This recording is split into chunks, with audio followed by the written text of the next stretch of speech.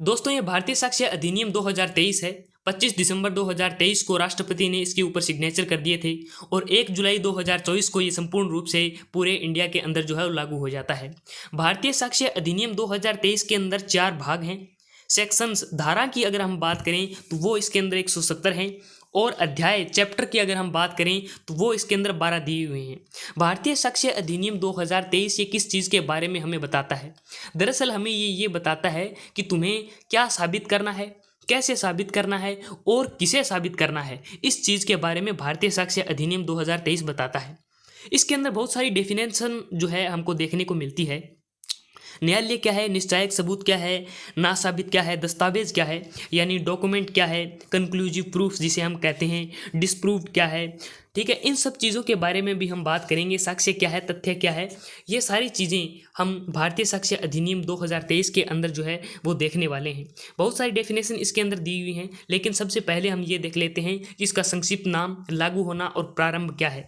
ये बहुत ही मज़ेदार टॉपिक होने वाला है, भारतीय साक्ष्य अधिनियम 2023। ये बहुत ही गजब का टॉपिक है और भले ही आप जुडिशरी की तैयारी कर रहे हों, चाहे आप ऑल इंडिया बार एग्जामिनेशन की तैयारी कर रहे हों और चाहे आप जुडिशरी या एडवोकेसी के किसी भी कंपटीशन एग्जाम की तैयारी कर रहे हों, वहाँ पर ये आपके लिए एक रामबाण साबित होगा। तो भारतीय साक्ष्य अधिनियम 2023 जो है, इसका संक्षिप्त नाम भारतीय साक्ष्य अधिनियम 2023 है।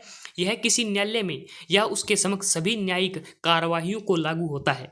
यानी न्यायालय जो हैं और उसकी जो न्यायिक कार्यवाहियाँ हैं वहाँ पर ये जो है लागू होता है, जिसके अंतर्गत सेना न्यायालय भी सम्मिलित हैं। सेना न्यायालय जो है उसके ऊपर भी भारतीय साक्ष्य अधिनियम, ये जो भारतीय साक्ष्य अधिनियम 2023 है ये लागू होता है, किंतु न तो किसी न्यायालय या अधिकारी के समक्ष प्रस्तुत किए गए शपथ पत्रों पर।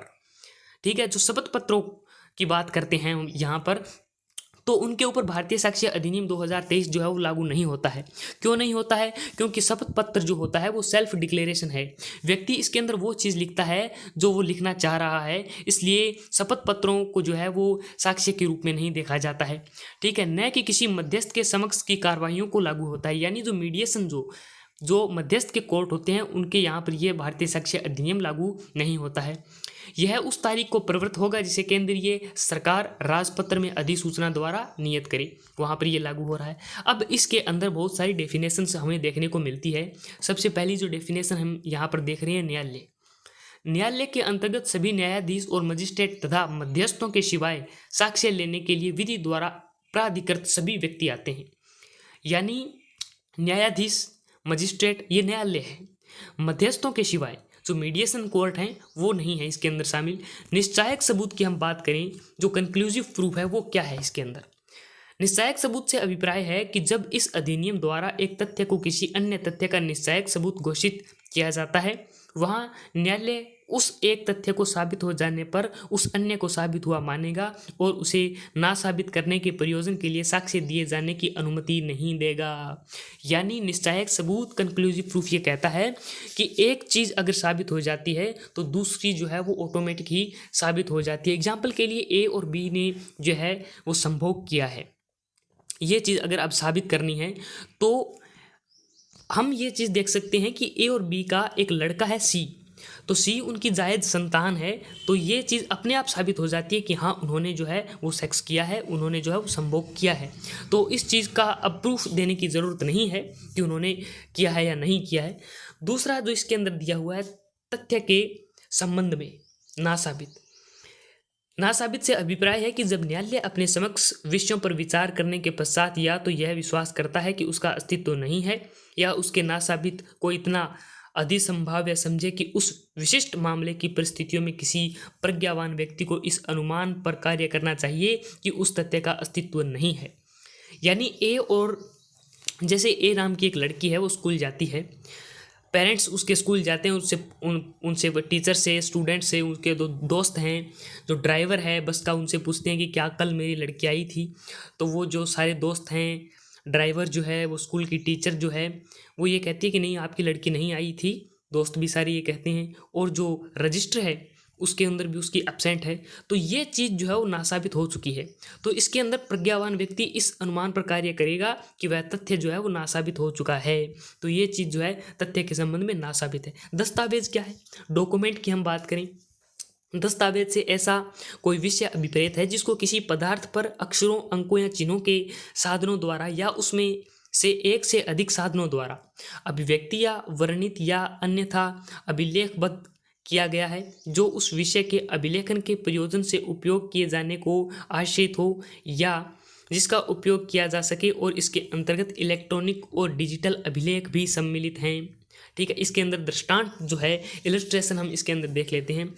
लेख दस्तावेज हैं, मुद्रित, शिला मुद्रित या फोटोचित्र शब्द दस्तावेज हैं, मानचित्र या रेखांक दस्तावेज हैं, धातुपट या शिला पर उत्कीर्ण लेख दस्तावेज हैं, व्यंग्य चित्र दस्तावेज हैं, ईमेल, सर्वर लॉग, इलेक्ट्रॉनिक अभिलेख, कंप्यूटर, लैपटॉप या स्मार्टफोन में दस्तावेज हैं, मैसेज, वेबसाइट, स्थानीय साक्ष्य और डिजिटल डिवाइस में संग्रहित वॉइस मेल मैसेज, ये भी क्या है, ये दस्तावेज हैं। ठीक है, तो आपको मैं एक चीज़ बता देता हूँ, जैसे ये लिखा होता है कि दिल्ली 200 किलोमीटर, पटना 600 किलोमीटर, तो ये भी बाकायदा शिला मुद्रित जो है, शिला के ऊपर लिखा हुआ है, तो भी ये एक डॉक्यूमेंट माना जाएगा। जनसंख्या गणना के लिए या फिर पोलियो की दवाई पिलाने के लिए आपके घर के बाहर जो है वो कई बार टीचर कुछ आंकड़े लिख करके चले जाते हैं, विद्युत विभाग वाले कुछ लिख करके चले जाते हैं चौक से, तो वो भी जो है वो डॉक्यूमेंट माना जाएगा, आप उसे भी डॉक्यूमेंट कहेंगे। अब हम बात करें साक्ष्य की, एविडेंस क्या है। ठीक है, एविडेंस क्या है, तो इसके अंतर्गत क्या चीज़ें आती हैं। सभी कथन जिसके अंतर्गत इलेक्ट्रॉनिक रूप से दिए गए कथन सम्मिलित हैं, जिसे न्यायालय जांच के अधीन तथ्य के विषयों के संबंध में अपने समक्ष साक्ष्यों द्वारा किए जाने की अनुमति देता है या अपेक्षा करता है, और ऐसे कथन मौखिक साक्ष्य कहलाते हैं। ठीक है, दूसरा क्या है, न्यायालय के निरीक्षण के लिए प्रस्तुत किए गए सभी दस्तावेज जिनके अंतर्गत इलेक्ट्रॉनिक या डिजिटल अभिलेख भी हैं, और ऐसे दस्तावेजी साक्ष्य कहलाते हैं। ये जो है साक्ष्य है, एविडेंस है, जो न्यायालय के निरीक्षण के लिए प्रस्तुत हो रहे हैं। अब हम बात करते हैं तथ्य की। तथ्य क्या है, फैक्ट क्या है। फैक्ट से अभिप्राय और उसके अंतर्गत आते हैं ऐसी कोई वस्तुओं की अवस्था या वस्तुओं का संबंध जो इंद्रियों द्वारा बोधगम्य हो, यानी हम अपनी इंद्रियों द्वारा जो महसूस कर पा रहे हैं वो क्या है, फैक्ट है। कोई मानसिक दशा जिसका बोध किसी व्यक्ति को हो, अपनी जो मानसिक दशा होती है, ह्यूमन जो बिहेव रहता है उसके अनुसार ये बोल रहा है। यह इसके अंदर इलस्ट्रेशन दिया हुआ है, यह है कि अमुक स्थान में अमुक क्रम में अमुक पदार्थ व्यवस्थित है, एक तथ्य है। पैरासीटामोल यहाँ पे रखी हुई है, डेक्सोना टेबलेट है वो यहाँ रखी हुई है, ट्रामाडोल इंजेक्शन है वो यहाँ रखा हुआ है। यह है कि किसी व्यक्ति ने कुछ सुना या देखा, यह तथ्य है। मैंने जो है वो कोई चीज़ देखी है, कुछ सुना है, तो वो एक तथ्य होगी। यह है कि किसी व्यक्ति ने अमुक शब्द कहा, यह क्या है, तथ्य है। यह है कि कोई मनुष्य अमुक राय रखता है, अमुक आशय रखता है, सद्भावपूर्वक या कपटपूर्वक कार्य करता है, या विशिष्ट शब्द को विशिष्ट भाव में प्रयोग करता है, या उसे किसी विशिष्ट संवेदना का बोध किसी विनिर्दिष्ट समय में है या था, यह तथ्य है। विवादक तथ्य है, यानी जिस तथ्य के अंदर, जिस फैक्ट के अंदर विवाद उत्पन्न हो जाए, फैक्ट इन इशू, जिसके अंदर इशू अराइज हो रहा है, वो क्या है, वो विवादक तथ्य है। विवादक तथ्य से अभिप्राय है और उसके अंतर्गत ऐसा कोई भी तथ्य आता है जो स्वयं से या अन्य तथ्यों के संबंध में किसी ऐसे अधिकार, दायित्व या निर्योग्यता के जिसका किसी वाद या कार्यवाही में दृढ़ कथन किया गया है या उसके इनकार किया गया है, अस्तित्व, अनअस्तित्व, प्रकृति या विस्तार की उत्पत्ति अवश्य में होती है। यानी कोई ऐसा तथ्य है जिसका दृढ़ कथन किया गया है कि ये चीज़ नहीं है, या फिर ये कहा गया है कि यही चीज़ है। ठीक है, वो उसका दृढ़ कथन कर दिया गया है। स्पष्टीकरण देखिए, और फिर दृढ़ कथन करने के बाद भी उसके अंदर इशू अराइज हो जाए तो वो विवादक तथ्य है। स्पष्टीकरण क्या दिया हुआ है, जब कभी कोई न्यायालय विवादक तथ्य को सिविल प्रक्रिया से संबंधित किसी तत्सम प्रवृत्ति विधि के उपबंधों के अधीन अभिलिखित करता है, तब ऐसे विवादक के उत्तर में जिस तथ्य का दृढ़ कथन किया जाना है या उससे इनकार किया जाना है वह विवादक तथ्य है। इलस्ट्रेशन इसके अंदर दिया हुआ है, क्या दिया हुआ है कि ख की हत्या का कै अभियुक्त है, यानी ख की हत्या कर दी है, किसने कर दी है, कै ने कर दी है। कै ने मारा है ख को। ठीक है, इसके अंदर विवादक तथ्य क्या है, फैक्ट इन इश्यू क्या है, ये एक दृढ़ कथन है, संकल्प एक तरीके से है। और इसके अंदर क्या चीज़ें अराइज हो जाती है, इशू क्या अराइज हो जाता है कि यह कि कै ने ख की मृत्यु कारित की, यह है कि क का आशय ख की मृत्यु कारित करने का था या नहीं। यह कि क को ख से गंभीर और अचानक प्रकोपन मिला था, यानी वो डर गया था, अचानक से वो उसके सामने आ गया था ऐसी भावभंगिमा लेकर के, जैसे कि वो उसे मार दे। यह है कि ख की मृत्यु कारित करते समय क चित्त विकृति के कारण उस कार्य की प्रकृति जानने में असमर्थ था। चित्त विकृति यानी अनसाउंड जोनेस है, अनसाउंड माइंड जिसको हम बोलते हैं, वो जो है उसके अंदर दिक्कत थी, अनसाउंडनेस थी उसके अंदर। तो इस वजह से क ने जो है वो ख को मार दिया। तो इसके अंदर ये फैक्ट जो है इशू अराइज हो गए। ठीक, अब उपधारणा क्या है? उपधारणा कर सकेगा, जिसे हम मे प्रिज्यूम बोलते हैं।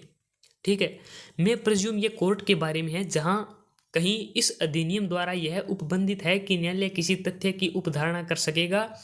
वह न्यायालय या तो ऐसे तथ्य को साबित हुआ मान सकेगा जब तक कि वह ना साबित नहीं किया जाता है, या उसके सबूत की मांग कर सकेगा।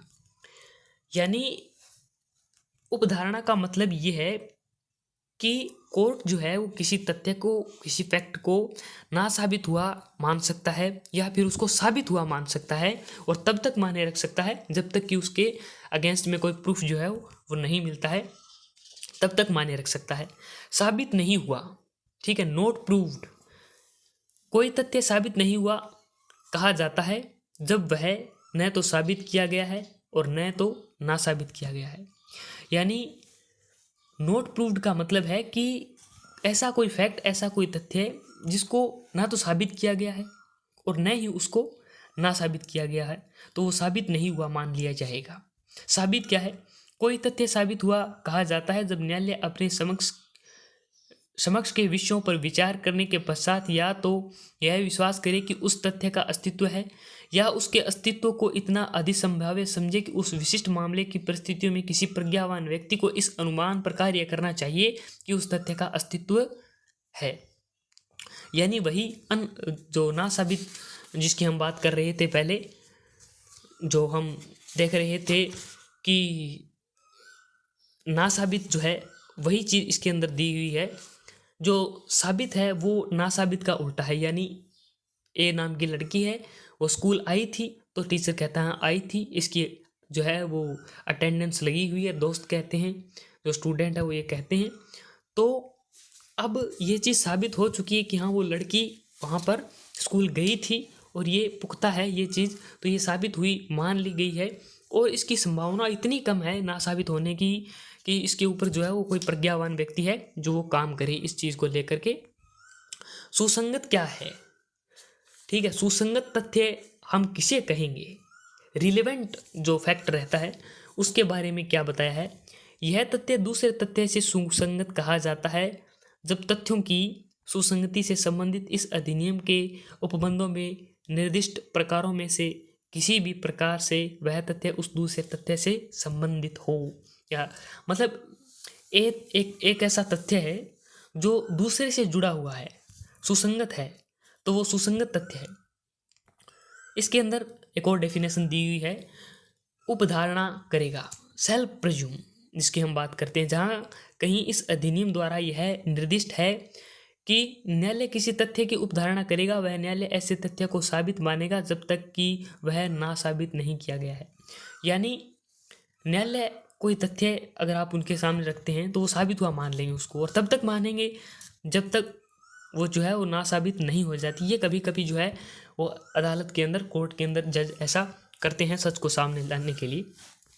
और दूसरी जो चीज़ इसके अंदर दी हुई है, उन शब्दों और पदों के जो इसमें प्रयुक्त हैं और परिभाषित नहीं हैं, किंतु सूचना प्रौद्योगिकी अधिनियम 2000, भारतीय नागरिक सुरक्षा संहिता 2023 और भारतीय न्याय संहिता 2023 में परिभाषित है, वही अर्थ होंगे जो उनका उक्त अधिनियम और संहिता में है।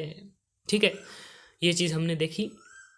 अब कल जो है अगली वीडियो के अंदर, उसके अंदर हम भाग 2 करेंगे, अध्याय 2 करेंगे, तथ्यों की सुसंगति क्या है।